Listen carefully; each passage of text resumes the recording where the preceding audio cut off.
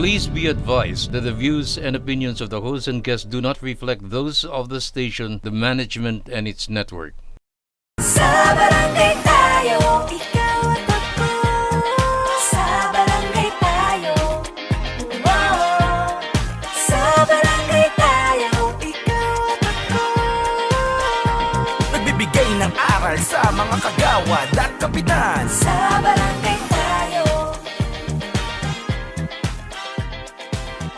Welcome back mga kabarangay, at sa segment po natin ngayon, kagaya po ng nabanggit natin kanina, may makakasama po tayong dalawang kagawad mula po sa Barangay Malvar, Santiago City, Isabela, at very timely po Kags Butch, ito pong mga guests po natin ngayon dahil nga po sa last episode po natin ay napag-usapan lang po natin ang mga standing committee sa barangay, at ngayon naman po, dalawang magaling na kagawad po ang makakasama natin para mabigyan po tayo ng insights sa kung ano po ang mga tungkulin na ginagawa po nila sa kanilang barangay.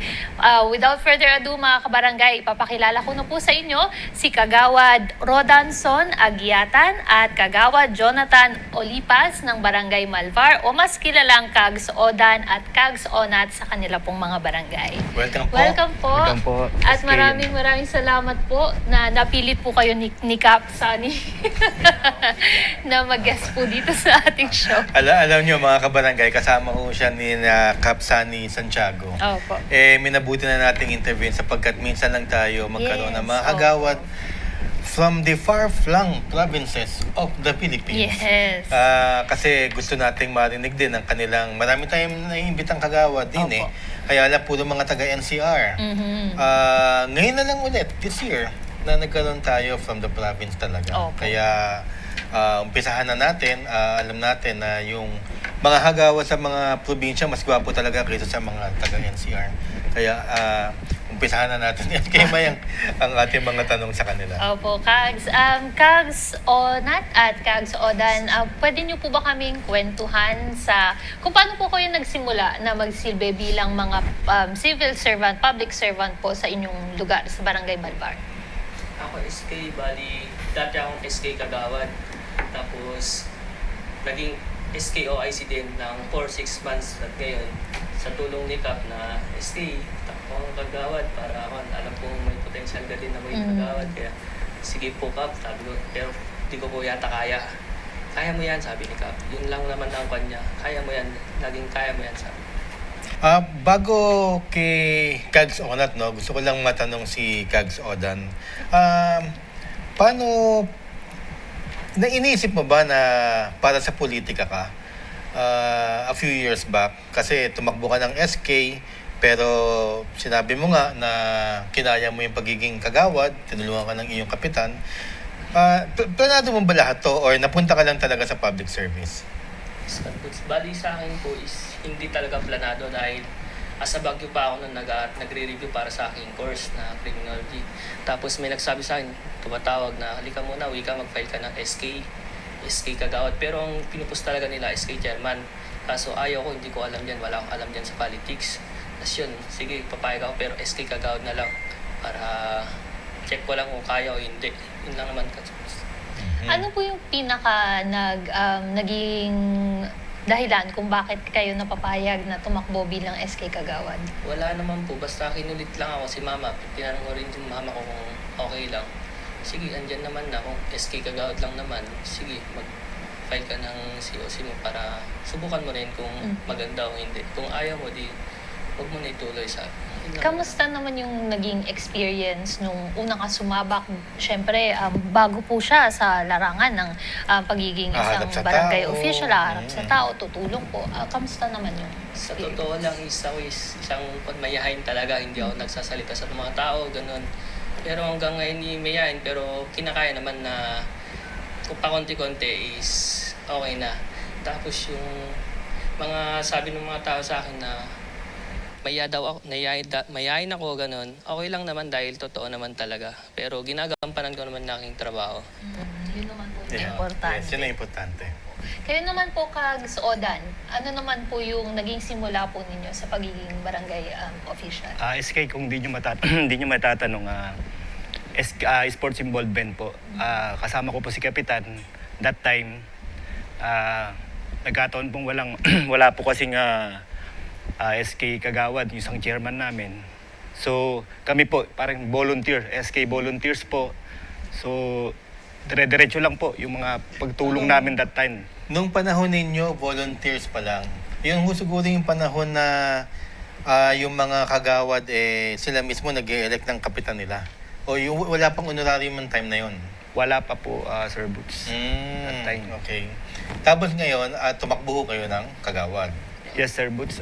Bali 2007, nauna po si ating si Kapsani. 2010, naihalal naman po tayo. At hanggang ngayon po, sa barangay pa rin po. Pero ngayon po, kayo po admin. As kagawad, naging admin po kayo. Yap, tayo naman po ay napagkatiwalaan ng ating punong barangay namin na si Kapsani na maging admin po ng barangay.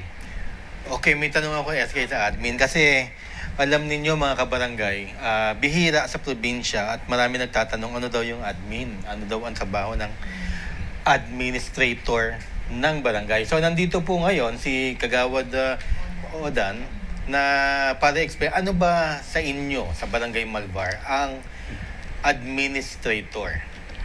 Sa akin po, Sir Butch, ang naging trabaho po na akin noon na naging admin, naging implementor po, kasama po si Kap ng mga projects po namin sa barangay. So kasama rin po yung mga volunteers na buo po kami, kaya yung Padurupon Festival. Yun po ang naging po namin sa barangay. Kaya dahil sa mga volunteers, nagkaroon kami ng festival na Padurupon. Opo. Pwede niyo po bang ibahagi din po sa mga kabarangay natin kung ano po itong festival po na ito? Ang festival po nito salitang ibanag. Ano po, pagkakaisa, bayanihan po. Bayanihan. So sa pagkakaintindi ko sa admin, para kayong lumalabas na chief of staff ng mga staff, ano po, Opo. kapitan, na kayo ang pinaka-head. Tapos member din ng council. Hindi pala, no? Secretary and Secretary. ang member ng council. I'm sorry, nagkamali po tayo doon. Pero ang admin talaga ang head ng mga staff. Tapos ngayon, ang committee nyo po, tanong ko muna si Kagawad. Onat. Yan, Onat. Opo. Ano pong committee ninyo? Ang committee ko, sir, bali Committee on Environment and BDRRM po. Kamusta naman? Okay naman po, kinakaya kahit mahirap po. Lalo na po ngayon na yung bagyo nga po na napag-usapan natin kanina sa first segment. Kamusta po yung response po ninyo sa mga ganong sakuna kada meron pong bagyo? Yun nga po, nasabi din ni Kap na emergency na biglaan po yung bagyo. Dito kami sa Manila ngayon. Pero andun yung mga naiwan po na OIC, tas mga volunteer na tumutulong po sila sa amin, sa kabarangay namin na para maging maayos ang aming barangay. Opo. Sa BDRRM po, ano po yung madalas na tinututukan ninyong mga proyekto para talagang maging handa po yung Barangay Malvar? Yun, bali may project kami ngayon na solar flood monitoring sa tabing ilog po na para makita po yung level ng tubig. Kung tataas po siya, mapapansin kagad para mawarningan din po ang aming kapurok. Parang early warning device, solar Solar monitoring. device. Opo. Na naglaan kayo ng budget para makakuha yun. Oh, wow. Maganda yun. At hindi po natin madalas naririnig yung ito pong monitoring system na ito. Kaya napakaganda na meron po ito sa Barangay Malvar. Sana rin po sa ibang mga lugar magkaroon din po nito. Yes. Para talagang bago pa po mangyari yung sakuna, maagapan. At tanong dyan mahal ba yung flood monitoring device na yan? Bali, hindi naman po kadbutsat. Pintura lang naman po yun, tas solar yung sa taas niya para makita po yung level ng tubig kung tataas po yung tubig. Tapos may camera kayo? Parang Opo, yun po isang susunod po na balak namin, bali CCTV po. Solar CCTV po na para sa cellphone na lang po makikita po yung level ng tubig kung tumataas po. Alam mo, kaghanga ako sa iyo kasi mabibigat yung ang bigat ng mga committees niya, BDRRM tsaka environment. Sa environment naman, may nakikita ka ba mga challenge? Kasi alam mo, mabigat ang environment basta pag sinabi sa probinsya. Yes po, mabigat po talaga ang environment, lalo na po sa basura. Hindi na po natin naiwasan laging may basura po. Buti nga po meron sa amin po meron kaming MRF manager po na taga-kolekto po ng basura. Dahil everyday po sila nagko-collect ng basura para po sa mga purok-purok po. Everyday po sila nagko-collect. Kags Odan, ano naman ang iyong komite sa barangay? Sir Butch, Finance and Appropriation.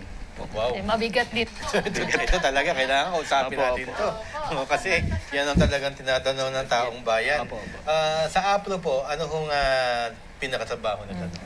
Sa atin naman po, as a APRO, nandyan po, tinitignan po natin yung mga pwedeng ipondohan po na talaga pong karapat-dapat sa pangunguna po ng council, ganun po sa ating mahal na treasurer, ganun din po kay kapitan. Pinag-uusapan po natin para hindi po masayang ang pondo po namin sa barangay. Yes, kayo ang nagmo-monitor din at saka para hindi sumobra at Kung saka tama po ang allocation.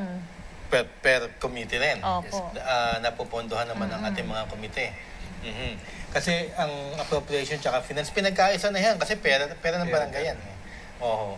Yung masasabi mo ba na, huwag nyo na lang sabihin kung magkano yun sa barangay ninyo, na malaki o maliit yung budget ng barangay ninyo? Sakto lang po sa Inyong mga naiisip na project. Sa pangangailangan din po. So kasi po, madami rin po kaming mga awards na may mga project po na binibigay sa kanila. Nakakatanggap po kami ng mga awards, worth of project.